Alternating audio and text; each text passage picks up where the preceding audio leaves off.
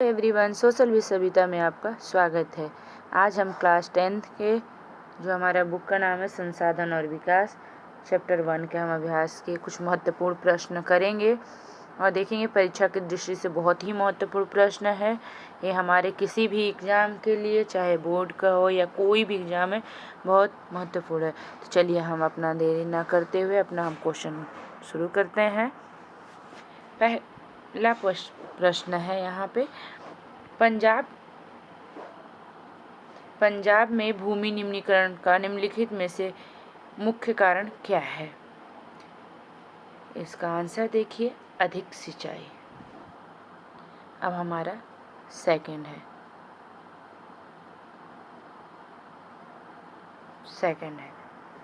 निम्नलिखित में से कौन सी मृदा भारत में सबसे विस्तृत क्षेत्र में पाई जाती है, भारत के लिए अति महत्वपूर्ण मिट्टी है? अब इसका हम आंसर कि हमारे भारत में खेती के लिए सबसे ज़्यादा जलोढ़ मृदा। थर्ड है, निम्नलिखित में से किस प्रांत में सीढ़ीदार खेती की जाती है? अब इसको हम देखेंगे, उत्तरांचल। अब हमारा फोर्थ है, इनमें से किस राज्य में काली मृदा पाई जाती है? अब हम इसका आंसर देखेंगे। पहला ऑप्शन है जम्मू कश्मीर, दूसरा है गुजरात और तीसरा है राजस्थान और चौथा है झारखंड। तो इसका आंसर हो गया गुजरात। पांचवा है, निम्नलिखित में से कौन सा एक मानव निर्मित संसाधन नहीं है? अब मानव निर्मित मतलब मनुष्य ने जो बनाया है, तो ये वन मनुष्य ने नहीं। अब हमारा 6th क्वेश्चन है, ये शब्द किसने कहे? हमारे पास हर व्यक्ति की आवश्यकता पूर्ति के लिए बहुत कुछ है, परंतु किसी के लालच की संतुष्टि के लिए नहीं है। ये महात्मा गांधी ने कहा था। अब नेक्स्ट अगला प्रश्न, संसाधन जो एक क्षेत्र में पाए जाते हैं लेकिन उनका उपयोग नहीं होता है कहलाता है ये संसाधन। आप देख सकते हैं कि यह नीचे आंसर भी दिया हुआ है। अब हमारा अगला प्रश्न, कौन से राज्य में लैंड मृदा पाई जाती है? तो केरल है यहाँ पे, और नीचे आंसर भी है, तो आप आंसर भी। निम्नलिखित में से कौन सा प्राकृतिक संसाधन नहीं है? भवन प्राकृतिक संसाधन नहीं है। अब अगला प्रश्न है, इनमें से कौन सा एक संसाधन नवीनीकरण संसाधन है? अब यहाँ देख सकते हैं ज्वारीय ऊर्जा। अब चलिए अति लघुत्तरीय प्रश्न है, में है जो पहला प्रश्न है, भारत में सबसे अधिक कौन सी मृदा पाई जाती है? इसका निर्माण किस प्रकार हुआ है? तो इसका आंसर दृढ़ मृदा। इसका निर्माण नदियों द्वारा दिए गए अवसाद, नदियों द्वारा, ये दियों गलत है, नदियों द्वारा होता है, तो यहाँ पे गलत है, नदियों द्वारा लाए गए अवसादों से हुआ है। अब सेकंड है, महाराष्ट्र, सौराष्ट्र और मालाबार के कौन सी मृदा पाई जाती है? इस मृदा का निर्माण किस प्रकार हुआ है? आंसर है काली मृदा। इसका निर्माण ज्वालामुखी के मैग्मा तथा आग्नेय शैलों के द्वारा हुआ है। अब अगला प्रश्न है, मृदा निर्माण की प्रक्रिया में किन्हीं दो महत्वपूर्ण कारक लिखिए।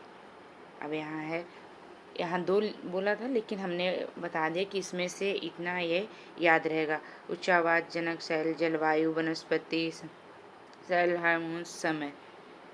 अब है हमारा 4th क्वेश्चन, देख सकते हैं कि भारत में पाए जाने वाली विभिन्न मृदाओं को किन्हीं दो नामों को लिखिए। पहला है जलोढ़ मृदा, काली मृदा, लाल पीली मृदा, मृदा, मरुस्थलीय मृदा और वन। तो दो लिखना है, तो ये आपको याद रहेगा, तो एग्जाम में कोई भी लिख सकते हैं। वन मृदा की दो विशेषता, वन में जो मृदा पाई जाती है उसका दो विशेषता। पहला है नदी घाटियों में मृदा दोमट और सिलवटदार, परंतु ऊपरी ढलानों पर इनका गठन मोटा कणों द्वारा। और सेकंड है हिमालय के हिम क्षेत्र में अत्यधिक तथा हार्मोन्स रहित है। अब अगला प्रश्न है, मरुस्थलीय मृदा की दो विशेषता। अब यहाँ देख सकते हैं, पहला है रंग लाल और भूरा, सेकेंड है रेतीला और लवणीय, और तीसरा है हरमुस और नमी की मात्राएं। अब हमारा अगला प्रश्न है, पृथ्वी सम्मेलन 1992 का मुख्य उद्देश्य क्या था? पर्यावरण संरक्षण तथा सामाजिक आर्थिक विकास की समस्याओं का हल ढूंढना। अब हमारा अगला प्रश्न है, एजेंडा 21 क्या है? अब इसका हम आंसर करेंगे।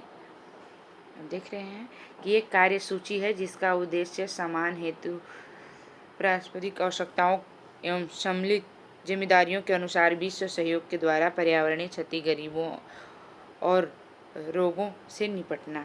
अब हमारा अगला प्रश्न है, किन्हीं दो राज्यों के नाम बताइए जहां शोभनीय कृषि, सीढ़ीदार कृषि की जाती है। पहला है जम्मू एवं कश्मीर, हिमाचल प्रदेश, उत्तराखंड, अरुणाचल प्रदेश, मणिपुर, नागालैंड, मिजोरम। अब हमारा अगला प्रश्न है, ऐसी दो मानवीय क्रियाएं लिखिए जिनके द्वारा भूमि का निम्नीकरण होता है। अति पशुचारण और वनोन्मूलन। खनन, अत्यधिक भौम जल का निष्कासन। अब हमारा थोड़ा बड़ा प्रश्न है, दीर्घोत्तरीय और इसे लघुत्तरीय भी कह सकते हैं। भारत में भूमि निम्नीकरण के लिए मुख्यतः उत्तरदायित्व किन्हीं चार मानवीय क्रियाओं को स्पष्ट कीजिए। पहला है वन कटाई, खेती करने के गलत तरीके, खनन, अति पशुचारण, अधिक सिंचाई। अब हमारा अगला प्रश्न है, खादर और वांगर में अंतर स्पष्ट करें। तो आप देख सकते हैं कि वांगर किसे कहते हैं? प्राचीनतम जलोढ़, कंकड़ और कैल्शियम कार्बोनेट, बार बार नवीनीकरण नहीं होता, नदियों से दूर उच्च स्तर पर पाई जाती है। और यहाँ देख सकते हैं खादर में कि नए जलोढ़ अधिक बारीक और रेतीली, बार बार नवीनीकरण होता है, नदियों के पास डेल्टा तथा बाढ़ निर्मित मैदानों में पाया जाता है। संग्रह रेखा क्षेत्र में ध्यान से अध्ययन करके और नीचे दिए गए प्रश्नों का उत्तर दीजिए। पहला है, किसी भी भू आकृति के अधीन भूमि के सबसे अधिक भाग आता है। दूसरा है, पर्वत को कोई एक लाभ बताइए, जो पर्वतों को कोई एक लाभ। और तीसरा है, भारत के भू भागों के खनिज सबसे अधिक पाया जाता है। तो पहला हमारा है आंसर है पहला का मैदान, और दूसरा का है पर्वत भारत का कुछ निरंतर बहने वाली नदियों को प्रवाह को सुनिश्चित करता है। और तीसरा है कि जहाँ खनिज ज़्यादा पाया जाता है तो पठारी भाग है। और अब अगला प्रश्न है, काली मृदा की विशेषता बताइए।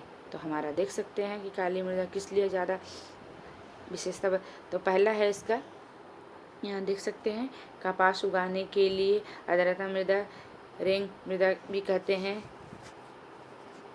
रेंग चिकनी मिट्टी से बनती है और फास्फोरस तत्व प्राय कम मिलते हैं। अब अगला प्रश्न है यहाँ, उन प्रमुख कारकों का वर्णन करें जो मृदा निर्माण के लिए उत्तरदायित्व हैं। अब हमारा देख सकते हैं कि इसका आंसर है, पहला पॉइंट है, मृदा निर्माण के धरातलों, जलवायु, वनस्पति तथा समय, अन्य जीव प्रमुख कारक है। अब हमारा देख सकते हैं नेक्स्ट वन, तापमान में परिवर्तन, जल, पवन तथा हिम नदियों के कार्य, रासायनिक और जैविक परिवर्तन। और चौथा है, मृदा में जैविक तथा अजैविक पदार्थ होते हैं।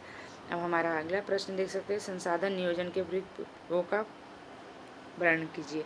तो इसका आंसर देख सकते हैं, यहाँ पे ये आंसर है। और अब अगला प्रश्न हम देखेंगे, स्वामित्व के आधार पर संसाधनों का वर्गीकरण 4 श्रेणियों में करें, प्रत्येक का मुख्य लक्षण बताइए। तब इसका देख सकते हैं आंसर, निजी संसाधन, समुदाय संसाधन, राष्ट्रीय संसाधन, अंतर्राष्ट्रीय संसाधन। अब अगला प्रश्न है, मृदा संरक्षण के लिए क्या कदम उठाए जा रहे हैं? 4 विधि बताइए। पहला है, समुच्चय रेखाओं के अनुरूप जुताई करना, पहाड़ों पर सीढ़ी बनाकर और पट्टीदार कृषि, आश्रय पेटी। अब हमारा अगला प्रश्न है, भारत में पाई जाने वाली मृदाओं के प्रमुख प्रकार के संक्षेप में विवरण करें। तो ये इसका आंसर देख सकते हैं, यहाँ पे ये देख सकते हैं कि जलोढ़ मृदा, काली मृदा, लाल, पीली, लेटराइट मृदा, पर्वतीय, वनीय मृदा, मरुस्थलीय मृदा। अगला प्रश्न, संसाधन नियोजन क्या है? संसाधन नियोजन क्यों आवश्यक है? तो आप यहाँ देख सकते हैं, इसका आंसर है यहाँ पे 2 पॉइंटों में दिया हुआ है। तो इस तरह से आप आंसर, पहला पॉइंट और दूसरा पॉइंट है। अब नेक्स्ट प्रश्न है, संसाधनों के अति उपभोग से कौन कौन सी समस्याएं उत्पन्न हो रही है? अब हम चलिए इसका आंसर देखते हैं। आप देख सकते हैं आंसर कि संसाधनों का आलस्य, पहला पॉइंट है। सेकेंड है संसाधन समाज के कुछ ही लोगों के हाथ में है। एक संसाधन संपन्न, दूसरा संसाधन हीन वर्ग और वैश्विक स्थिति संकट जैसे भूमंडलीय तापमान, ग्लोबल वार्मिंग, ओजोन परत का क्षय, पर्यावरण प्रदूषण, भूमि निम्नीकरण का होना। अब अगला हमारा खादर और बांगर में अंतर भी आपने देख लिया था किस तरह से था।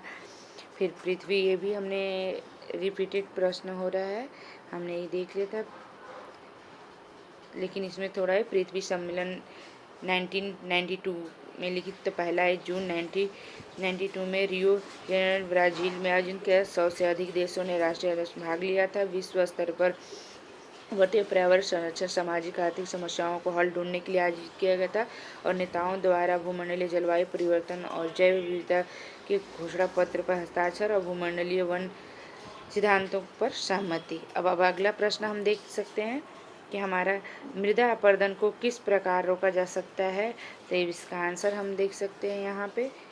अब देखिए यहाँ 5 पॉइंट है कि नदियों पर बांध बना करके कम करना, अधिक से अधिक वृक्ष लगाना, मरुस्थलीय क्षेत्रों में कटाव, वनस्पति लगाकर, पहाड़ी क्षेत्र में सीढ़ी नुमा खेत बनाकर, मरुस्थलीय ये क्षेत्रों पर किनारों पर पेड़ लगाकर। अब अगला प्रश्न कि शुद्ध बोए गए क्षेत्र तथा कुल बोए गए क्षेत्र में अंतर। तब इसका हम आंसर देख सकते हैं। यहाँ पे देखिए 3 पॉइंटों में दिया हुआ है। तो ये शुद्ध बोया गया क्षेत्र है और एक कुल बोया गया क्षेत्र है। तो देख सकते हैं यहाँ पे 3-3 पॉइंट दिया है। अब हमारा अगला प्रश्न है अंतर्राष्ट्रीय स्तर पर संसाधन संरक्षण के लिए क्या क्या प्रयास किए गए हैं। तब इसका देख सकते हैं आंसर आप यहाँ पे आंसर। अब अगला प्रश्न है संसाधन नियोजन से आप क्या समझते हैं, संसाधनों का संरक्षण क्यों आवश्यक है। तो ये आंसर देख सकते हैं यहाँ पे, इस तरह से आप आंसर लिख सकते हैं। अब हम अगला प्रश्न स्वामित्व के आधार पर संसाधनों के विभिन्न प्रकार को समझाइए। अब इसका आंसर देख सकते हैं कि ये स्वामित्व के आधार पर संसाधन के 2 पॉइंट दिए गए हैं। फिर सामुदायिक संसाधन, अलग अलग सामुदायिक संसाधन के देखिए कि यहाँ पॉइंट दिया हुआ है। फिर राष्ट्रीय संसाधन, तो राष्ट्रीय संसाधन के 4 पॉइंट है। फिर अंतर्राष्ट्रीय संसाधन के 3 पॉइंट है। अब अगला प्रश्न है मृदा निर्माण में कौन कौन से कारक उत्तरदायित्व हैं, स्पष्ट कीजिए। अब इसका आंसर देख सकते हैं यहाँ पे, ये आंसर है और ये प्रश्न है। अब अगला प्रश्न देख सकते हैं भारत में पाए जाने वाली मृदाओं का वर्णन करो तथा उनका वितरण भारत में मानचित्र द्वारा दर्शाएं। तो देख सकते हैं कि किस तरह से जलोढ़ मृदा कहाँ कहाँ पाई जाती है। ये देखिए जलोढ़ मृदा है, उसके बाद काली मृदा का रंग किस तरह है, कहाँ पाया जाता है। फिर लाल और पीली मृदा में क्या क्या पाया जाता है, इसका 2 पॉइंट है। लेटराइट मृदा, इसका पॉइंट देखिए। फिर मरुस्थलीय मृदा क्या रंग है उसका, किस तरह से है, ये देख लीजिए, इसका पॉइंट है। वन मृदा, ये देखिए वन मृदा का भी है। तो इन मृदाओं का वितरण भारत में रेखा मानचित्र में दर्शाया गया। इसके अवलोकन का मतलब आप बुक में देख सकते हैं कि बुक के माध्यम से भी इसे आप आसानी से देख सकते हैं। तो ये देख लीजिए कुछ और भी प्रश्न है अभ्यास में। पहला प्रश्न हमारा रह गया था कि लौह किस प्रकार का संसाधन है, तो इसका आंसर देख सकते हैं यहाँ पे, न्यूनीकरण योग्य। सेकेंड है ज्वारीय ऊर्जा निम्न में से किस प्रकार का संसाधन है, तो इसका आंसर पुनः पूर्ति योग्य है। और थर्ड है पंजाब में भूमि निम्नीकरण का निम्नलिखित में से मुख्य कारण क्या है, तो यहाँ पे लिखा होगा अधिक सिंचाई। और निम्नलिखित में से किस प्रांत में सीढ़ीदार सोपनीय खेती की जाती है, तो थोड़ा इसको नीचे करते हैं तो उत्तरांचल आएगा। और इनमें से किस राज्य में काली मृदा, तो यहाँ पे झारखंड। और आप ये नीचे आंसर भी देख सकते हैं अब सेकंड प्रश्न हमारा है कि देख सकते हैं कि यहाँ 30 शब्दों में आंसर देना। तो यहाँ देख सकते हैं कि पहला हमारा है 3 राज्यों के नाम बताइए जो काली मृदा के मुख्य कहाँ कहाँ से। और हमारा सेकंड पॉइंट है, क्वेश्चन पहला है और ये सेकंड है, सेकंड का आंसर है। देख रहे हैं कि हमारा सेकंड प्रश्न है कि पूर्वी तट में नदी डेल्टाओं की किस प्रकार मृदा पाई जाती है, इस प्रकार की मृदा की 3 विशेषताएं क्या है। तो ये आंसर देख सकते हैं आप यहाँ से।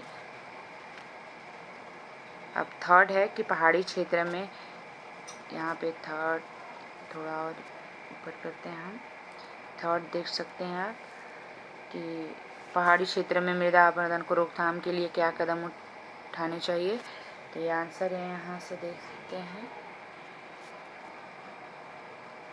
अब हमारा ये अगला प्रश्न है, जैव और अजैव संसाधन क्या होते हैं, कुछ उदाहरण यहाँ पे देख सकते हैं। तो ये आंसर है। और अब नेक्स्ट अगला प्रश्न है कि निम्नलिखित प्रश्नों का उत्तर लगभग 120 शब्दों में दीजिए। तो इसमें देखिए कि आपका है प्रश्न पहला कि भारत में भूमि उपयोग का वर्णन करें। तो इस तरह से आप यहाँ देख सकते हैं और नीचे देखते जाइए। फिर हमारा ये तो प्रयोजन कार्य है। तो आज के हमारा वीडियो यहीं पर समाप्त होता है। धन्यवाद। नेक्स्ट वीडियो में हम जल्द ही मिलेंगे।